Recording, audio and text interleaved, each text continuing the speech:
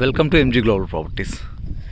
ఈరోజు మనము లగ్డారం విలేజ్లో ఉన్నామండి.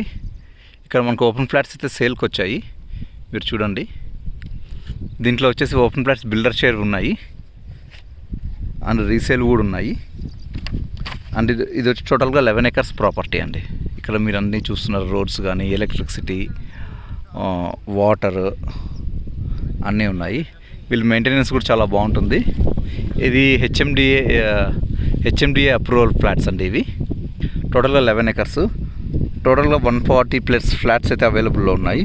సైజ్ వచ్చేసి 150 square yards to 250 square yards వరకు ఉంటాయండి.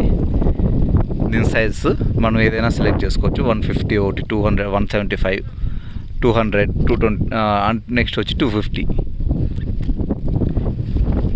ఓకే.